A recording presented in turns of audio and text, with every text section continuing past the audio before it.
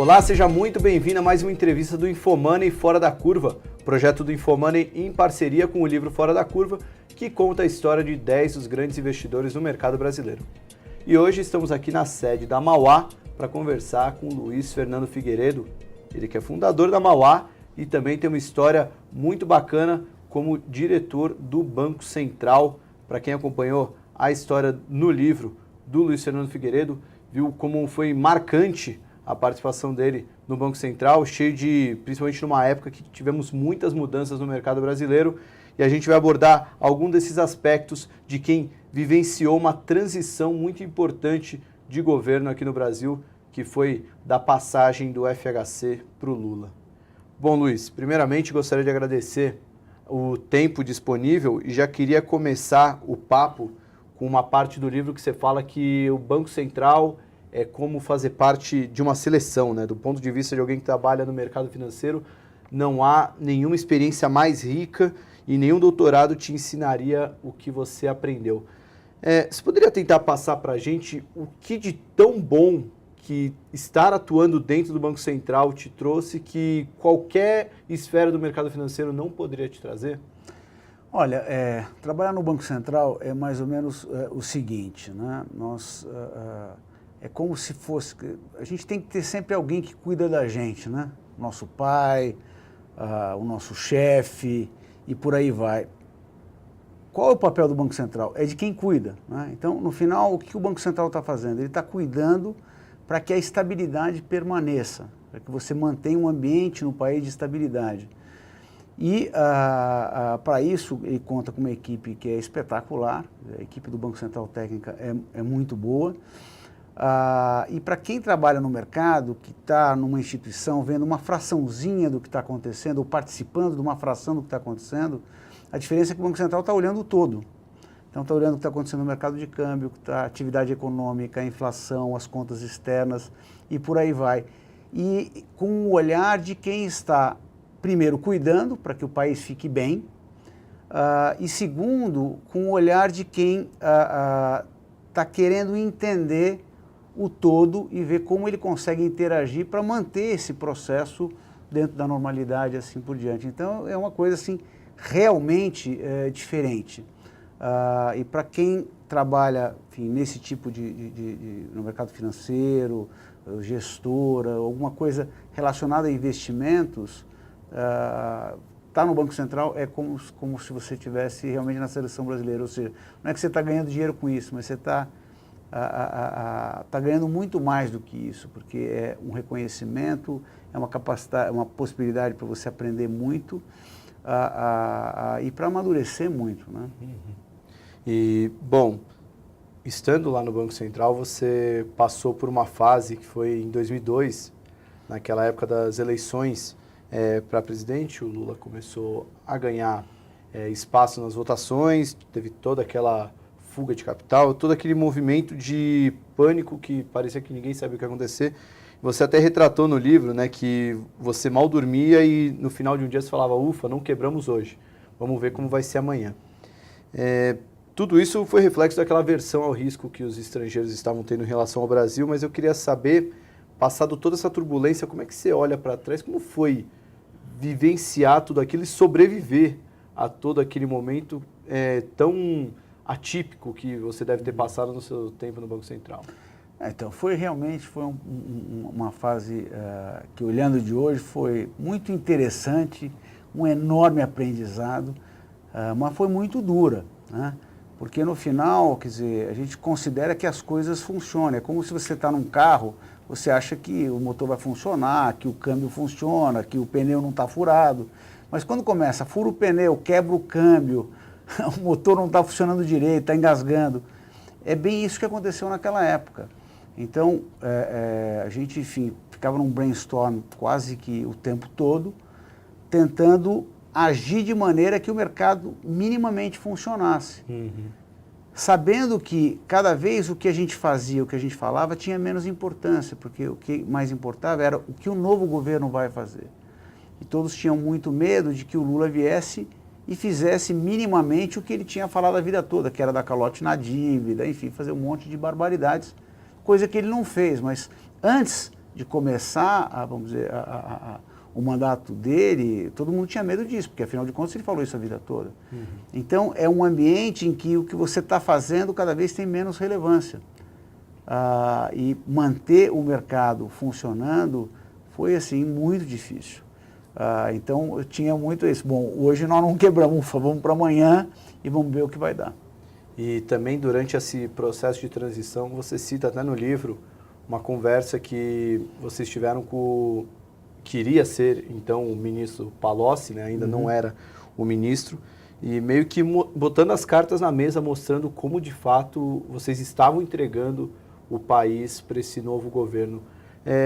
Fazendo uma análise bem franca, o quanto que você acha que conseguiu colaborar no processo de transparência, de mostrar como de fato o governo Lula ia assumir o Brasil e isso de alguma forma tem ajudado na condução econômica?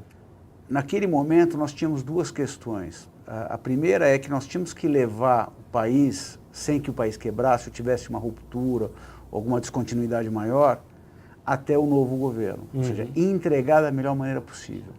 E a segunda coisa era deixar claro para o novo governo que o negócio estava na mão deles. Ou seja, quanto mais eles sinalizassem que as coisas iam funcionar de uma maneira normal, que não ia ter nenhuma ruptura, nenhuma descontinuidade maior, mais fácil ia ser para eles governarem. E isso tudo passava por um assunto super relevante, que é o caixa. Ou seja, o caixa do governo lá fora estava preservado, né, as reservas, porque por mais que tivesse volatilidade na taxa de câmbio, nós estávamos vendendo super pouquinho todos os dias para manter minimamente a normalidade, mas ia sobrar reserva, um volume pequeno, mas ia sobrar. Então, do ponto de vista externo, o país não iria quebrar.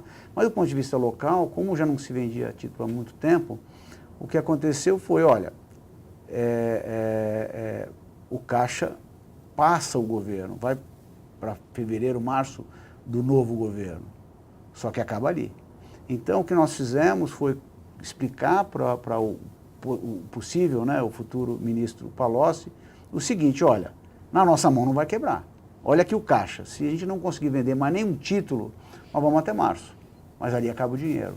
Então, se vocês não derem sinais muito claros de que não haverá ruptura, vai ser minimamente as políticas mais razoáveis vão permanecer, o dinheiro vai acabar e vai acabar muito rápido.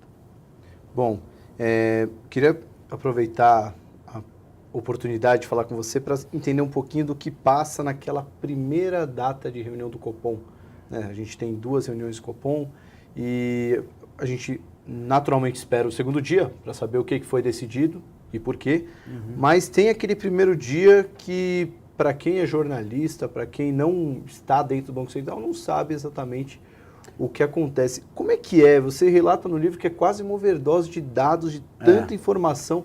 Como é que funciona esse brainstorming do primeiro dia de reunião? É muito interessante porque o Banco Central está pensando um monte de coisas, entre elas o que ele vai fazer com a taxa de juros, né? Isso ele não pensa só na reunião do Copom, ele está pensando o tempo todo. Ou seja, os diretores estão pensando, o corpo técnico também, cada um dentro das suas funções, mas no final isso é uma coisa muito importante. Acontece que a reunião ela tem muito valor. Por que ela tem muito valor? Porque é aquele momento que você para de pensar em todas as outras coisas. Você senta no primeiro dia e, assoberbado de tanta informação sobre a atividade econômica, mas assim, no detalhe, por setor, etc., do que está acontecendo com a inflação, todos os subitens de inflação, a inflação de serviço, a inflação de atacado e por aí vai. O que está acontecendo com a política fiscal, todo o lado externo, né, as contas externas, o mercado de câmbio, o ambiente externo. Então, é um volume de informação muito grande. E depois de 4 horas desse volume de informação, você fica com a língua de fora. E daí não seria razoável você começar a pensar e a discutir sobre o que você vai fazer. Até porque você precisa de um tempo, né, para digerir tanta informação. Então, por isso nós dividimos em 2 dias de reunião. Então, um dia que você é massacrado de tanta informação, você vai para casa, descansa, janta, dorme, aquilo lá você vai digerir, no dia seguinte você está zerado, vamos dizer, o seu hardware está tá de novo funcionando bem, e daí sim é toda uma discussão para a definição da taxa de juros. Bom, para finalizar, pelo menos a parte do livro, eu queria que você respondesse uma comparação que você faz no livro. Eu queria ver se faz sentido trazer para agora. Porque você compara as crises de 2002 e de 2015 pelo fim do ciclo político que a gente teve nesses dois momentos. 2002, o fim do ciclo do FHC, e 2015, que você já considera o fim do ciclo do PT, que acabou se arrastando até 2016. Em 2002, passado aquela crise do ciclo político, a gente teve anos de muita euforia na Bolsa Brasileira. De 2003 para 2008 foi praticamente só alta. Superando essa fase do fim do ciclo do PT, você acredita em um movimento de euforia no mercado brasileiro como a gente viu na década passada? Olha, primeiro que realmente a saída do PT marca um reinício do que eu costumo chamar de um período de racionalidade. Nós estávamos num período de irracionalidade, então não tem como as coisas andarem muito bem num período irracional. E passamos a estar num período de racionalidade. Acontece que nós tivemos uma recessão muito longa e muito profunda nessa vez. E com isso, demora muito, os motores, né, podíamos chamar de os motores da economia estão todos meio fundidos. Então você tem que rearrumar esses motores para depois você conseguir realmente decolar. E isso demora tempo, principalmente através de um governo de transição em que a conquista da confiança não se dá com tanta força e com tanta rapidez, né? Então, eu acho que diferente de 2002, que logo depois a economia já começou a recuperar firme, eu acho que vai demorar mais tempo. Apesar das reformas estarem indo na direção correta, a economia está lá embaixo e vai demorar para ela conseguir, é como se ela estivesse no fundo de um buraco, então até chegar à superfície demora. Não que não esteja subindo, mas é um caminho bastante longo. Vamos lembrar também que em 2002 a gente tinha uma China muito mais ajudando a puxar para cima do que hoje em dia, né? Pelo menos a economia global não está tão forte. Não, sem dúvida. Aquilo foi uma onda extraordinária que veio mais ou menos no período que o governo do Lula entrou. Então, ele contou com aquela história do vento de popa, né? Empurrando para frente, muito forte. O preço das mercadorias que a gente vende, que são as commodities, mais do que triplicou, né? Coisa que não existe agora. Então, agora a gente realmente precisa arrumar os nossos motores, porque não vai ter esse vento a nosso favor. Para finalizar, resposta rápida, porque é bem hipotético mesmo. Você passou tempos bem difíceis naquela transição política. E agora, final de 2016, a gente está vivendo um momento bem conturbado na política, e mesmo com o Dream Team, com o Meirelles e o Ilan, até eles estão começando a ser questionados. Você consegue comparar qual momento que foi mais difícil, se foi ali em 2002 ou esse momento atual do Banco Central e Ministério da Fazenda no final de 2016? Naquela época foi muito mais difícil, porque a fragilidade do Brasil era muito grande. As nossas contas externas estavam ainda muito fragilizadas, ruins, tanto que teve que ter uma depreciação muito grande. Havia uma rejeição aos títulos locais brasileiros. Nada disso acontece hoje. Hoje, o Brasil está muito bem do ponto de vista externo, conta corrente é 1,5% do PIB, super baixa, o investimento direto está em 4% do PIB, que é bem alto, tem um volume enorme de reservas, a taxa de câmbio está absolutamente bem ajustada. Então, nesse front, está tudo em ordem. No lado local, a dívida ela tem uma dinâmica muito ruim, porque ainda a gente está num déficit muito grande e que a gente precisa das reformas e de crescimento para melhorar. Mas como o caminho é o caminho certo, não tem nada na linha de rejeitar a dívida ou coisa desse tipo. Pelo contrário, a gente podia entrar nessa situação se o governo não tivesse mudado, vindo um time fantástico e um governo que, apesar de ser super pouco popular, ele tem uma base no Congresso muito forte.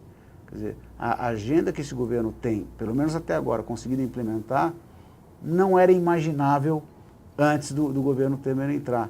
Então, é uma situação muito diferente. Ou seja, os mecanismos, o mercado, eles estão funcionando muito bem.